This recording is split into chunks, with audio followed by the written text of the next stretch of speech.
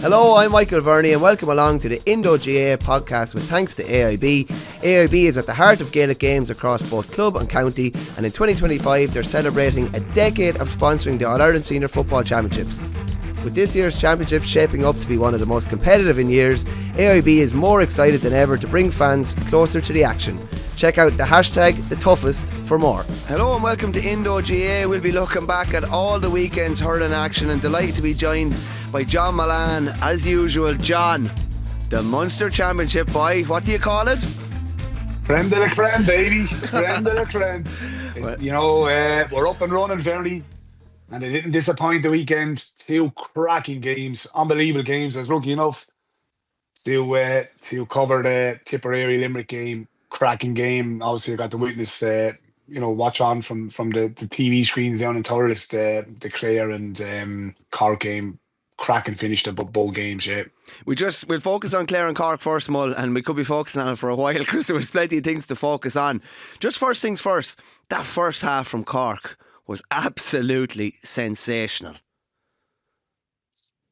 Well, I was actually, I'm in a group with Dalo, and I just said, I've been talking up Cork, and I just said awesome, and hence why they're probably on everyone's lips as being, the favourites for the All Ireland, and then did they capitulate in the second half? I wouldn't say they capitulated, but Clare then come with a surge that possibly nobody would have foreseen at half time. 12 points down, but I suppose Brian Lohan commented in the aftermath of the match, that there was a considerably strong breeze that you probably wouldn't have seen on our TV screens. And I suppose in the second half, they needed to get one or two goals possibly to get into the match, get back into the game, and the goals came at the right time. But Cork in the first half, as you just touched on, they were sensational, awesome. Doing what Cork have been doing in the previous games, getting goals, looking dangerous, watertight at the back. And then what I say was the polar opposite in the second half, possibly not, because I still maintain that if Cork, have 15 men on the field against 15, I think they close out that match by a margin of probably 5 to 7 points. Obviously, Shane Barrett then gets sent off, and it probably changes the course of the match. But what did you make of that call, Mull? What did you make of that call? Like when you put hands around or arms close to head, you're in trouble. You're really teetering on the edge, aren't you? And he knew it after. I think he knew he was after making a mistake. He gave the referee a decision to make, and to me, I think he made the right decision. Being honest with you. Oh, look, it was a sending off, but look, there was a bit of needle in the game. There was a bit of needle off the ball, as we seen in some instances. But I don't think, look, he can have any arguments. And I think, look, you knew by his body language. I was there before in 2004. The afternoon, you say, oh, Christ, why did I actually do that? And I suppose he possibly would have been going home on the bus that night. Probably he would have been saying to himself, oh, Jesus, why did I get involved in that little fracas with David Reedy? Now look, David Reedy, did he make the most of it? For me, I think he did, but Shane Barrett, it was probably the height of stupidity to kind of lean with the arm. And what was it, a heavy strike? No. But I don't think he could have any arguments. And as we've touched on before, it doesn't matter if it's 10 minutes, 15 minutes, 20 minutes, even if there's 6, 7 minutes, 7 o'clock, 5 minutes o'clock.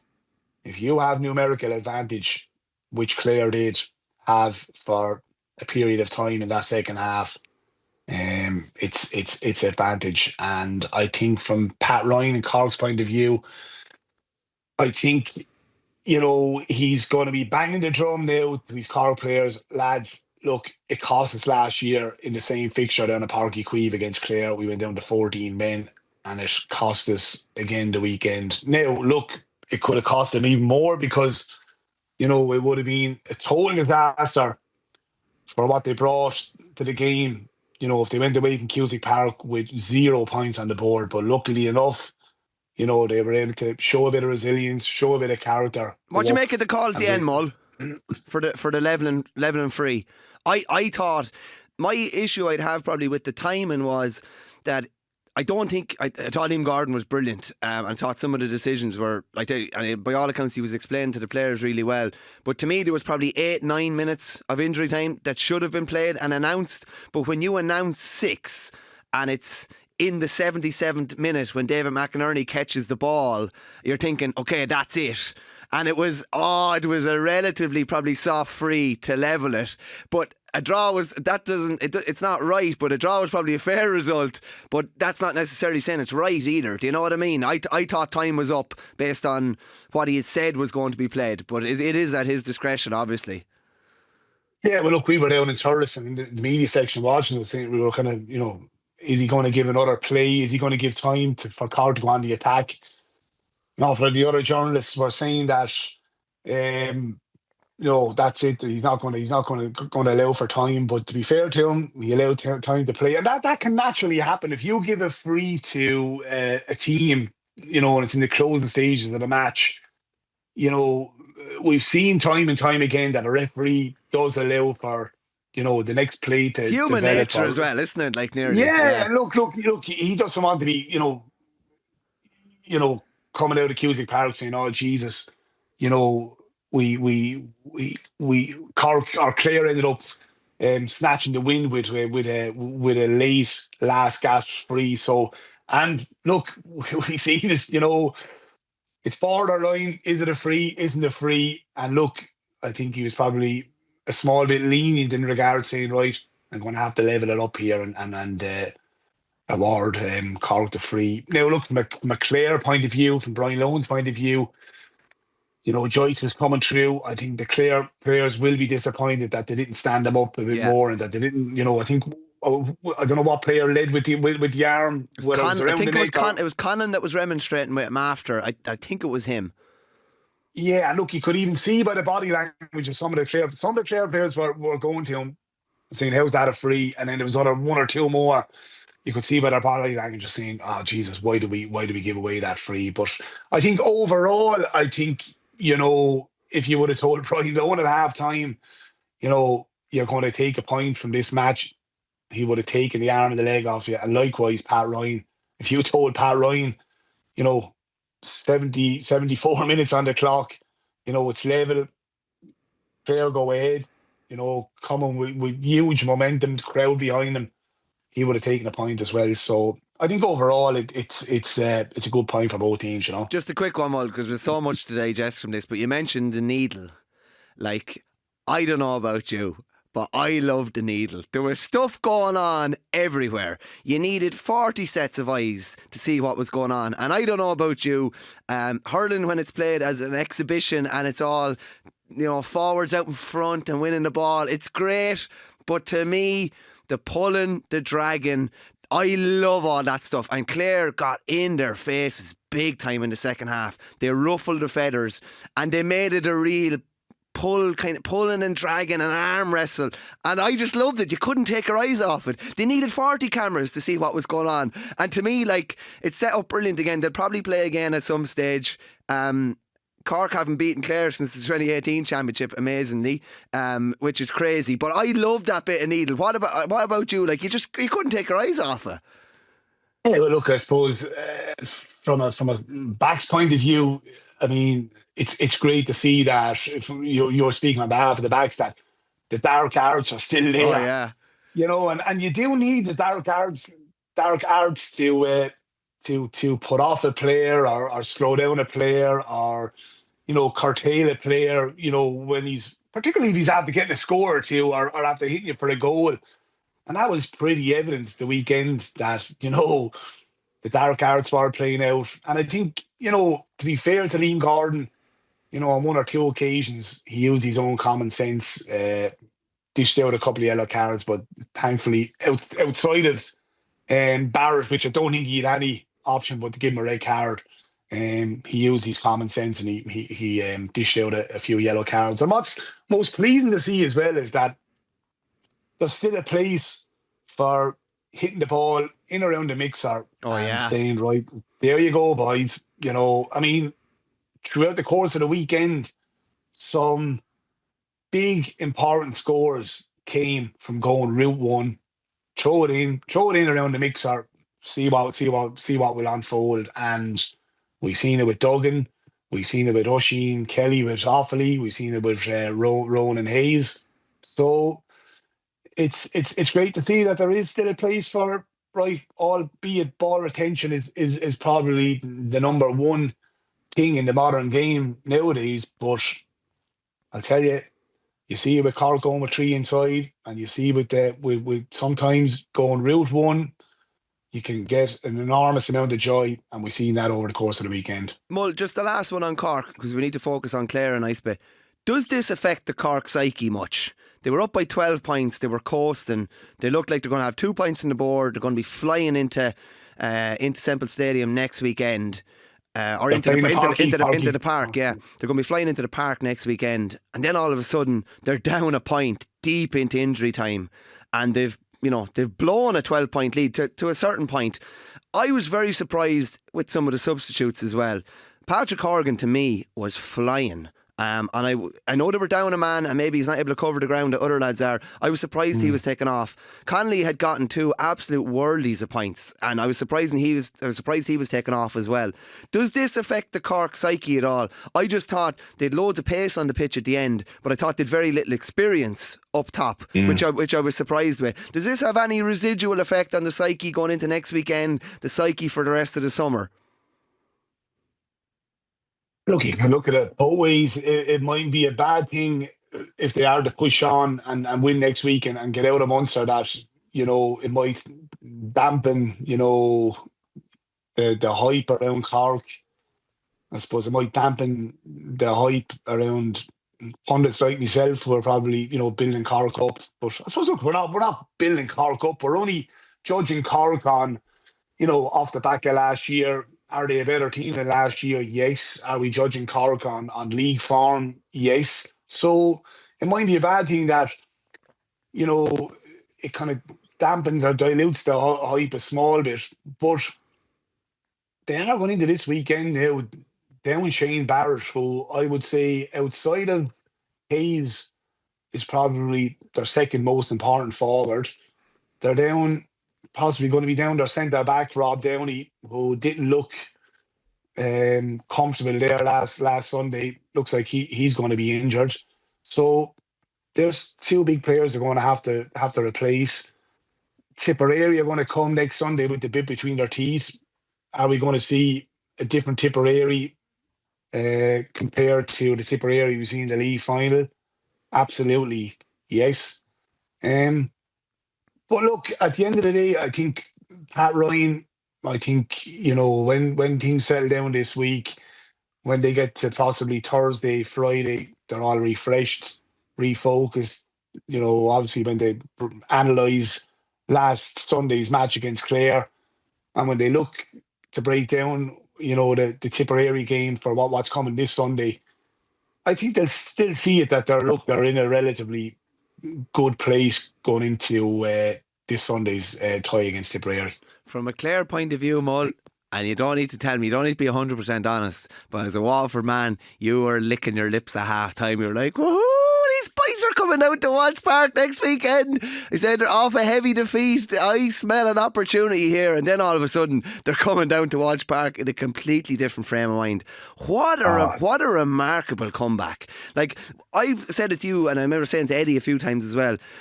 To me, the biggest compliment I could pay to Limerick over the years is when they look dead and buried in games, that they're able to come back. Because usually when you're hit and with a load of blows maybe that you weren't expecting or you weren't ready, you have to play them again to right the wrongs or whatever. Clare were able to, you know, address all of these things at half time and come with an almighty effort in the second half. And I know you mentioned him there, but like Peter Duggan was like a one-man wrecking ball. I was surprised they left Owen Downey on him for the duration, to be honest with you, especially when Cahalane kind of did fine on him when he switched in on him in the league, but like Duggan was at a wrecking ball at the edge of the square, and even Shanahan at the end as well. It was real old school stuff. I know you wrote in your column on Saturday that it would be old school, maybe motivation tactics, but it was old school enough tactics, and it worked. They got unbelievable joy, and the period where they went out of the game in the second half is where they went away from the old school stuff and started playing balls to the wings, and it wasn't working. It's gas.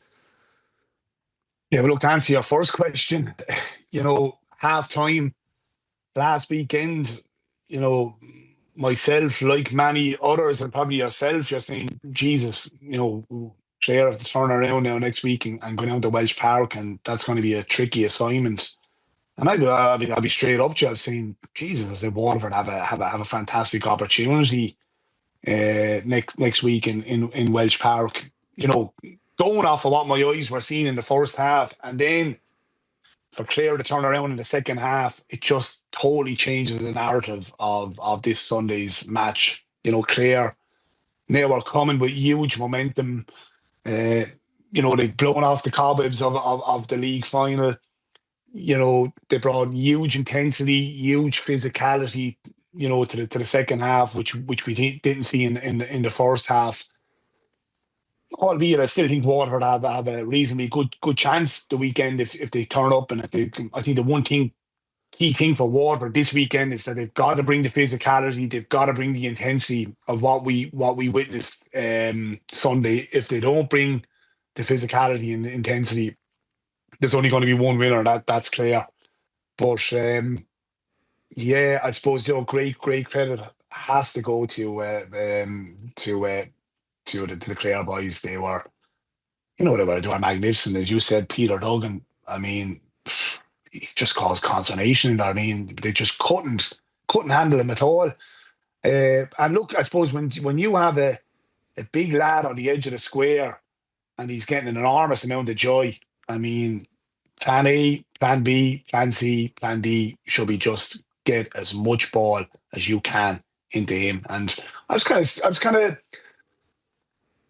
taken back that, I suppose if he was fully fit, maybe the change would have been possibly putting Rob Downey back, full back. He's played there before, but Duggan, Jesus, I mean, the lad who usually plays there looking on, Shane O'Donnell, would have been immensely proud of Duggan's performance in his absence. And now the question for Waterford is the weekend, who goes and there's only one man has the job. Will it be Prunty? Has to be. Yeah, probably Prunty, yes. Yeah. But I just thought even some of the scores were just off the Richter scale. I mean, Conley's one-handed flick that the score then they got in the first half over on the sideline. Even Duggan, I think he got a one-handed point as well. And they make it look easy. Like, that is so hard to do, especially when there's lads hanging out with you and like not being smart with you. It requires some amount of practice over the years to have the wrist strength to be able to do that. There's only certain players could do that. Some, like most lads, wouldn't even try. Yeah, like it's. I mean, when you see the brick flick is as you seen time and time again, brick use the brick flick, but this skill is it's ridiculously hard to pull off. But it just goes to show you the raw strength of some of these lads. I think you need, an element of raw strength to be able to maneuver your wrists, to be able to do that and get a shot off and to execute a shot that will go over the bar. Just incredible. Just briefly on Clare to finish. Without O'Donnell, how much confidence do you think this will give them now? They're missing they're probably their best player, definitely their best player over the last couple of years. And to be able to get that result without him, like I imagine they get a big bounce from that. And even the fact that they hadn't played in, a month or so, there was probably cobwebs that needed to be blown off in the first half. And you think about it, Mull, like Dermot Ryan went off early, Conor Cleary didn't start, Keane Galvin comes in, does well, O'Donnell is missing. Not too many teams could probably survive those losses. Not alone survive them, but thrive in the second half. They could get a big bounce from that and a hell of a lot of belief. That's the worry. That's the worry for Waterford the weekend. And look, we've seen time and time again in the Munster round robin where Clare are strong. They're strong. They seem to be strong in game two, game three of previous Munster round robin campaigns. And look, don't underestimate, Michael, the experience of Clare in being able to come back in tricky environments. You know, we seen last year down at Páirc Uí Chaoimh. We seen 2 years ago, you know, when it was squeaky bum time against Limerick in the Gaelic grounds, they were able to close out the match.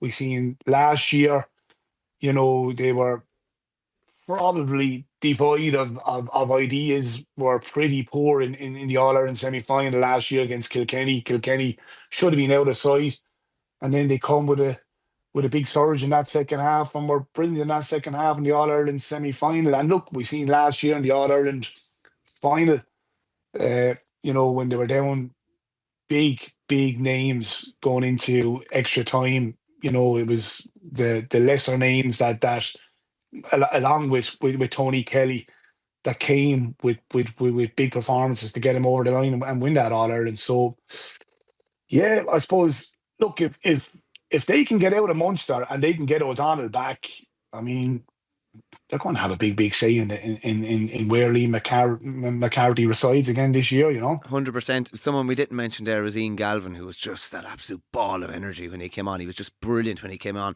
But I think it was a massive odds mull by all accounts. One of my buddies usually does a couple of euro each way, or a couple of euro doubles on draws in the Munster Championship, and he missed out on Sunday, and he's missed the boat now. But it was the perfect start for Munster in the sense of 2 draws just means that probably down the line even more teams are going to be in the reckoning right at the very end. It made it even more interesting. Obviously you were in Semple on Sunday, Mull. We were all wondering maybe how Tipperary were probably one of the less talked about teams coming into the start of the Munster Championship based on the back of the league.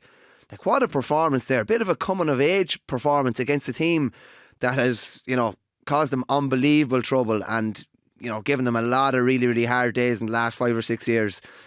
What a performance from tip number one. And even from the likes of John McGrath, Noel McGrath coming on pulling strings at the end, did a lovely mix of the old and the new. Noel McGrath was brilliant. Absolutely brilliant. I mean, and it was the perfect time to bring him in. You know, a bit of experience, you know, to bring a bit of calmness to it, calmness in their play. But look, some of the balls he was picking off, you know, in that middle third. I think he gave one ball, was it to Seamus Kennedy, kind of a lateral pass, seen time and time again. Noel McGrath do it, you know, and do it at ease, like, you know, in such, you know, testing conditions, you know, when a team are coming down hot and heavy, and you no better man than Noel McGrath. I thought he was exceptional. And John McGrath, I mean, the second goal, I mean, that was just a thing of beauty, poetry in motion, the movement, and that's Mikey Bevan's school of training. That's off the training field where they've probably, you know, done repetition. And we possibly might have seen it in year one, might have seen bits of it in year two, but now in year three, it's probably just, you know, it's just seamless, you know, and players are becoming more comfortable in how to orchestrate, you know, what Liam Catlin and Mikey Bevins want to do. And, you know, that was just an exceptional goal. I watched it over and over. I've watched it over and back again, and it's just an incredible goal. I loved actually how for McGrath's first goal, how he turned back inside, because a lot of the time you're not expecting that. He's obviously he would have had a clean shot on his right hand side because nobody's going to be out there, but he turned back into the traffic of 3 lads, but he opened up the whole goal, if you get me. The whole goal was in front of him when he turned back in. I thought that was brilliant. Just a couple of things from a Limerick point of view, like Nicky Quaid getting back, like what a remarkable comeback. Kyle Hayes playing at 11, O'Donoghue gone back to 6. Like, Boy Jays is they have no moles in their camp anyway, because there's three things that very, very few people were expecting to happen before we start. Just even on that, isn't that a great sign for a camp that it didn't get back that Nicky Quaid was coming back? It didn't get out that O'Donoghue was going to be 6. It didn't get out that Hayes was going to be 11.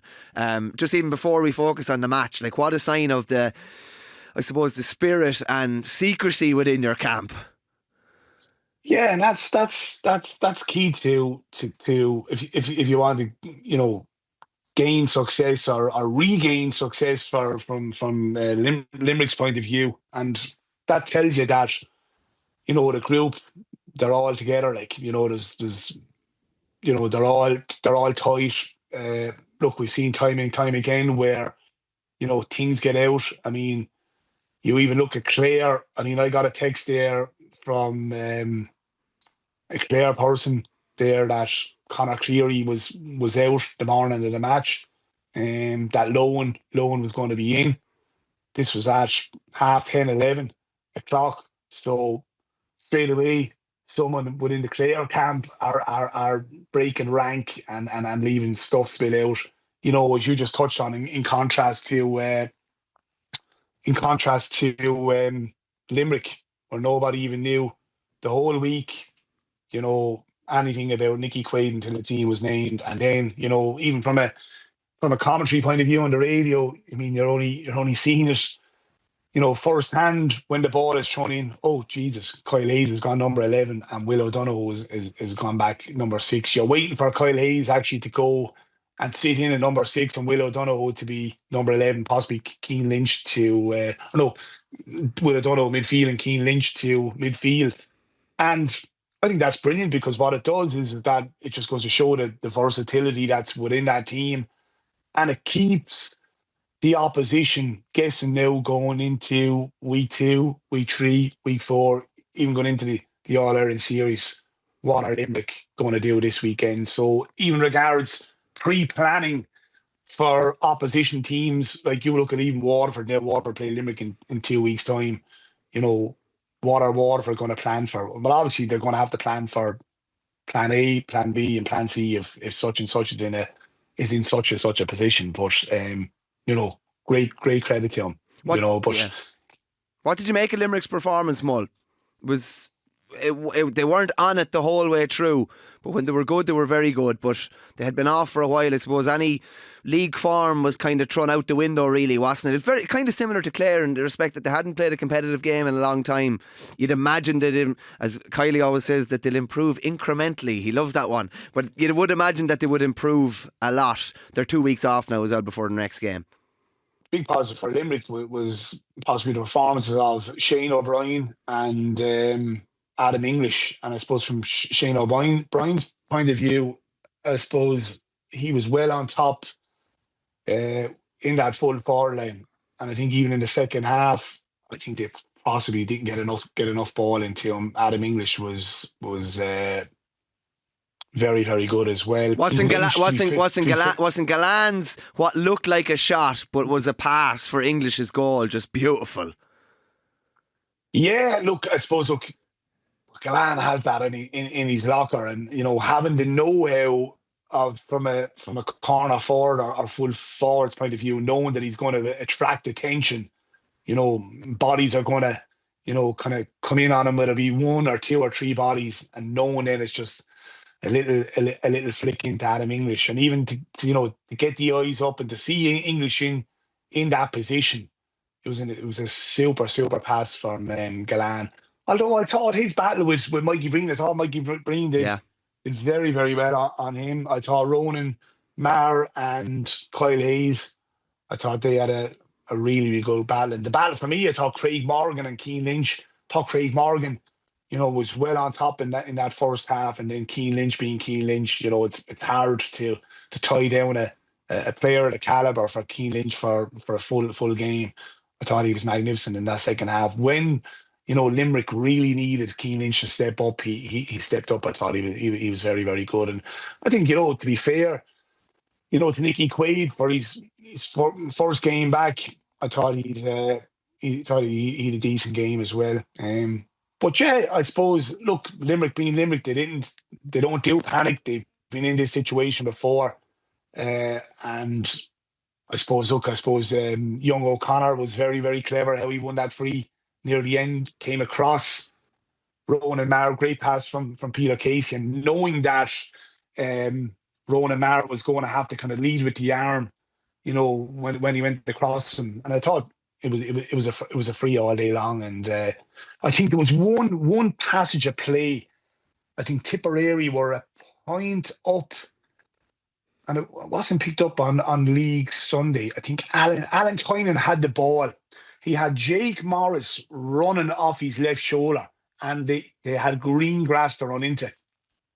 And if he popped the pass to Jake Morris was definitely in on goal. And the form Jake Morris was in all day, I thought Jake Morris was exceptional, busy as a bee in a number 11. If he popped that pass to Jake Morris, he would have been almost certainly in on goal. And if they got the goal, that would have gave him the buffer of 4 points. He didn't. He backed himself. He took on the shot, and I think the shot actually went wide. And I could even see in the immediate after Jake Morris saying, "Why didn't you give me the ball?" But overall, I just think, who really added to the occasion, and I'm so happy that he's getting the plaudits after the game was Tyler Welch. Thought he was brilliant. Now look, took a lot of cojones. It took a lot for Mahoney's the words of them out to go and make those decisions on the calls, whether it was a hand pass or what wasn't a hand pass. I think and from to go and make possibly 4 or 5 of those decisions, I think massive kudos to them, because it ain't easy. And look, we've seen time and time again. We're always questioning referees throughout the course of the league. They'll blow it in the league, but they very rarely blow for these calls and come the championship. But he had, he stood up and he showed no. I'm gonna make these big calls. And look, we've seen time and time again with Tyler Verney, and I'm not just saying it just because he's from my own county. Look, you know how much high regard I hold him in. Down here, see time and time again, the constant with Tyler Welch, is that if there's 2 teams that are going at it, and there ain't much between both sides, and you firmly believe that these 2 teams are going to bring it to the table today, they generally end up being epic games with Tyler being in the middle. I mean, how many games now has he refed over the course of the last 12 months, 24 months that he's been involved in, that we've had epic encounters? And it was no different again the weekend. And I think going forward, I think we need to see more of Tyler doing more of the big games, because he just lets it flow, and it results in some of the old school stuff. I mean, you've seen some of the Neil before the match, lads shouldering each other. A few dunce of the Hurleys. I love that. I can't beat that.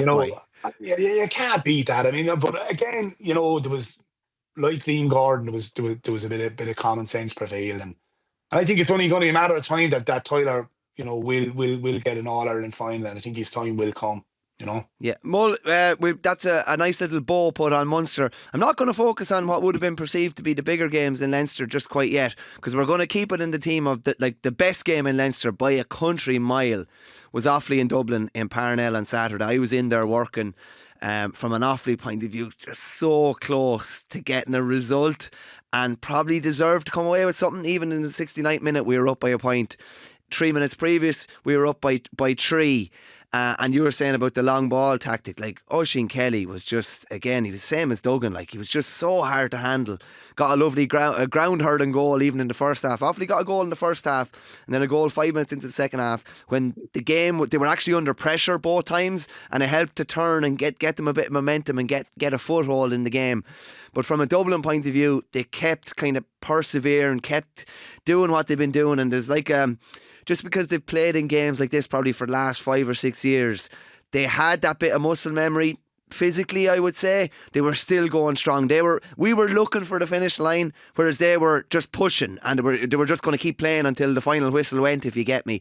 And Brian Hayes was still like an Olympic athlete. Like, he was still going as quick at the end as he was at the start. And big Ronan Hayes, I know he got the 1-1 at the end. He'd actually made a big impact before then. He'd caught some puckouts in the first half. He was brilliant. It was kind of the Hayes show at the end, and Sean Curry as well. Conor Donoghue very good in the middle of the park too. But from a Dublin point of view, it was perfect in a way. They were really, really sternly tested on home soil and finished strong, and that puts them in a really good spot going into the Wexford game, also in Parnell next Saturday night. Yeah, well, look, I didn't get to see it. I was only going off a league Sunday, and I was kind of following it online. And my thoughts straight away was a touch of karma after the league result? Where Dublin kind of probably dominated large parts of that match, and Offaly came away with the spoils, and they came with a late surge in that league game. So probably something similar probably roles reversed. In last Saturday's game, where Offaly probably puts an enormous amount into it, and Dublin came with a late surge, brought a bit of experience, had a couple of bodies to come off the line and get the job done and get the 2 points and a massive 2 points. And I suppose from a Dublin point of view, I'm actually covering that game, actually looking forward to that game the weekend, Dublin Wexford. That's now a massive, massive game at 4:30 Saturday. Wexford coming off the back of a win against Antrim, and now the Dubs, after picking up the 2 points, they'll probably see this match now against Wexford as a key game. If they can get the win against Wexford, it will put them in a fantastic position in not alone finishing in the top three, but probably going after chasing another Leinster final appearance. Worry from a Dublin point of view. Donald Burke came off injured with what looked like a belt in his hand. I'm not sure exactly where, but didn't look great. Got a kind of a slap in the first half. Actually was taken off the freeze then after. And Danny Sutcliffe pulled up with a hamstring, which is a little bit worrying, because if you pick up a knock of any description, you're probably going to be under pressure for the remainder of the round robin stages. I think Wexford came through pretty much kind of a clean bit of health from that Antrim game. Went about their business pretty professionally after a very, very slow start. Well, look, I mean, it was the Lee Chin show, 16 points, 12 from frees. And that would probably please Key Rosser, that he was very, very good on the place balls and 4 from play.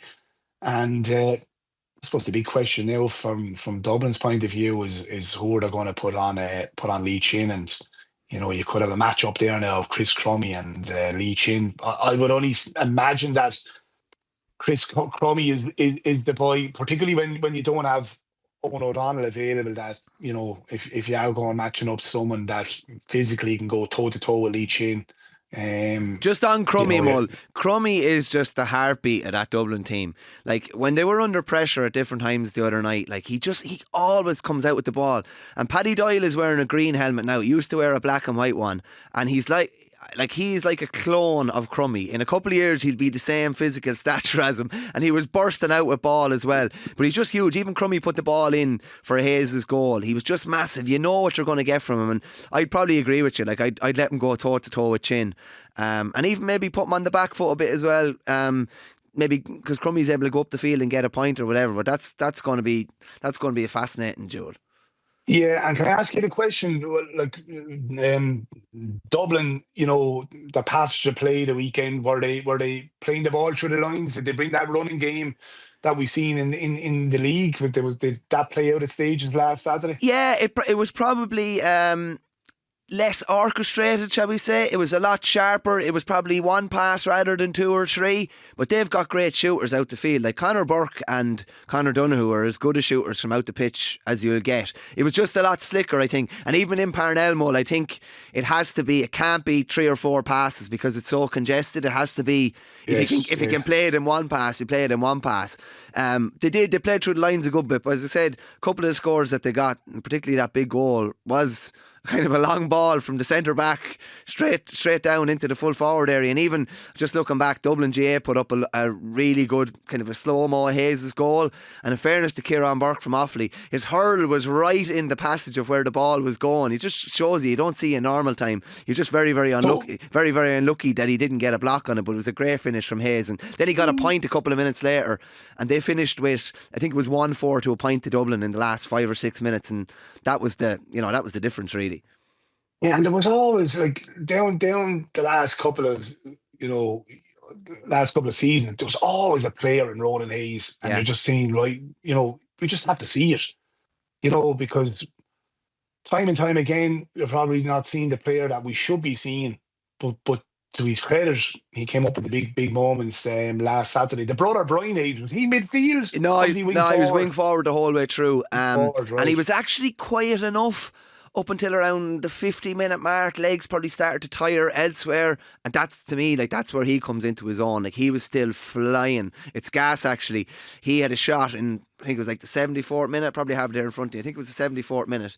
Yeah, and it went wide the near side. But who was chasing him down, running 100 yards, chasing him down? Only Oisin Kelly, who'd taken all the hardship to far end. I couldn't overstate how good Kelly was from Offaly, and he's definitely. Like, he's definitely marked the card of all the opposition teams. They will be looking at him really, really closely, because he probably took a lot more of the scoring burden and a lot more of the kind of aerial prowess maybe than Brian Dignan, who was maybe a bit quieter than he had been to this point. But it's fascinating this weekend. Awfully. How do you see that match playing out now? Dublin or Wexford? I was to put you on the spot. I think Wexford could end up in a Leinster final, to be honest with you. I probably would be favouring Wexford slightly in that game, particularly with Sutcliffe and Donald Burke missing, because I tell you what that does. That means that maybe Ronan Hayes starts and somebody else starts in the forward line. And then, with due respect, what's coming in towards the tail end of a game is not as good, whereas I think Wexford came through with a pretty much a clean bill of health. I would probably favour Wexford in that regard. And in the Offaly game, Offaly welcomed Galway to town, and Johnny Kelly obviously went for the Galway job 10 years ago. He's Portumna man. He said to me after, he said, like, it wouldn't matter if my brother was playing. I'm Offaly all in now. Like, he's totally invested in Offaly, and that's going to be real interesting, because Galway were really poor on Saturday. There's no point in saying any different. Like, they were really, really poor. Like, they never got Conor Whelan on the ball. Like, their best player barely felt the weight of the ball. It was really, really strange game to look at. And amazingly, the 4 games that they've been beaten in this year, they've been beaten by 12 points in all 4 of them. And that's really worrying from the point of view of consistency. Like, if you're beaten by 1 or 2 or whatever, with playing good patches, you'd say something. But geez, they were worryingly bad on Saturday. Oh, it was deplorable to watch. If you're a Galway supporter now, and you don't like to be hitting teams, hammering teams when they're at probably a low web, but you'd have to be worried. I mean, Jesus, when Kilkenny, got that margin of 6-7 points, it was nearly a case of, right, Jesus, there was kind of, you could see by the body language, it's nearly kind of, we're down tools now here, and the Cats were kind of picking off scores at their ease. Jesus, I mean, the Owen Cody goal, I mean, he's there. He's five Galway lads around him. He's had to flick a ball and go straight through on goal. I mean, that at this level, that shouldn't be happening. And yeah, you would be very, very worried. And I suppose from me, all Donoghue, I'd say he's scratching his head, this week, saying, Jesus, where do we start in picking this team? Where did it start, Mull? Did it go back to some more of the tried and trusted? Dahi Burke, Conor Cooney, David Burke? Do you know? Because you say what you like about building for the future, but you have a fair idea. You know what you're going to get from that type of cohort. Yeah, well, look, possibly, put Whelan out somewhere in the half forward line. Leave him be more involved in the match out there. Be very interesting where they place Carl Mannion. But I mean, you can bring in all the guys you want, but I mean, if the fight and the drive ain't there, Verney, and it's missing from, 7 or 8 lads or 9 lads. Um, it doesn't matter what personnel you have on the field. And I think that's the number one thing I think Micheál Donoghue will be asking for the weekend is that, I need to see more fighting. I need to see, more drive. I need to see, bring more to the cause and, play for the jersey, play for the Galway people, play for their families, play for their clubs, and throw it back to the players. That level of performance that we seen last Saturday, just ain't good enough if you want to put on a maroon and white jersey. And because I'll tell you something, this is going to be one belter of a match Saturday at 6:30. And what I will be saying, and I keep going back to it with supporters, I think the Offaly public now, let's see him Saturday. Let's see the Offaly public Saturday. This 20,000 people getting behind their 20, that's all brilliant. But this is a fantastic opportunity now for Offaly. And I think the Offaly public have a huge, huge role to play Saturday. And I will be saying, get as many bums on seats into Tullamore Saturday, because if they come out in their numbers Saturday, and if they come and they start, that oof-all-ya, oof-all-ya, oof-all-ya, and they get behind their team, well, we need to see it Saturday. Yeah. And if they get behind their team, it's worth a couple of scores. And if Offaly gather momentum in that second half or in the first half, and because Galway, I'd say they're a bit fragile at the moment, and if Offaly can bring it the weekend and if they can get a huge home support behind them, there's no reason why they can't go and win that match, Bernie. Yeah, no, it's going to be really, really interesting. Hopefully, any Offaly support that were humming and hawing about going to games, they should really be, take a hell of a lot of, how should we say, confidence and optimism from the performance the other night, because it was a brilliant performance, and probably just, maybe the bench probably hurt them the last couple of minutes, whereas Dublin got a real hop from their bench. From a Kilkenny point of view, no TJ, Adrian Mullane going off early, Shane Murphy going off early. They'll be really, really hard. Now, Derek Ling definitely wasn't losing the run himself thereafter, but that was... Listen, Kilkenny went about their business very professionally. Galway were terrible. There's no point in saying any different. And what about the Kerry boy? Yeah.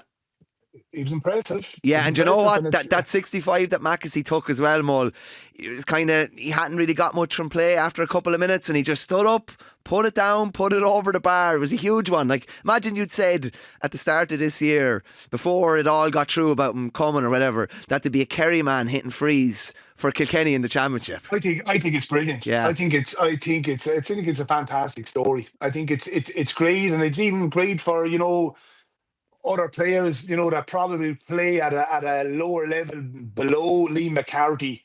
They're probably watching on and saying, Jesus, you know what? I might be a small bit ambitious if I go into another county and work brings me elsewhere. There's no reason why, I can't be like him, because I think it's a brilliant story. I think it's fantastic, and I think it's great to see, and great credit to him. And as I touched on, during the league, I think for when he went up and played his debut in Ennis, there's a lot of pressure on this guy. A lot of pressure on him, and he's stepping up. He's not shying away from the pressure, and I think that's great to see. And Mull, I tell you what, now I'll be straight with you, because I know there is a cohort there.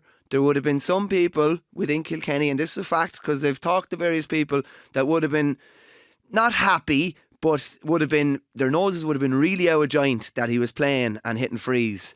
And if he had missed a couple or not played well, they would have been hopping all over it. And that's just a fact, because that's the nature of it. And they would have been saying, listen, he shouldn't be playing for us in the first place or whatever. I think the same with you. He's living up there now. He's playing club hurling there. I think it's great to see, and it was great to see his own county getting a real good result at the weekend too, beating Kildare in the McDonagh, because Kildare were heavy favourites to win that, and that's a huge result and could have big ramifications towards the end of the McDonagh. Laois had a big win over Westmeath as well, and so Carlow. I think Carlow are probably the team to beat in that. But look, going back to Kilkenny. So I said, Verney, Kilkenny are going to be Kilkenny. Telling you, they'll be in around that semi-final stage, and they'll be looking on, watching the boys over Munster, hopping off one another, and they'll come into it nice and fresh. They get a few bodies back, and as I said to you, up top, you look at a forward line: Mullane, Owen Cody, Mossy Keown, TJ, Billy Ryan, Keane Kenny, John Donnelly. That's a top class forward line that I'd want to hurt any team, Verney. So just don't rule them out yet. Don't rule them out yet. They'll have a big say in this championship. Like us all, Mull, Kilkenny are licking their lips, I tell you that, because there's so much more to come. Like, Jesus, so much to digest after week one. We'll be back again next week. John, thanks a million for joining us, and God only knows what we'll have to digest over the next couple of weeks. It's great stuff. I'll talk to you soon.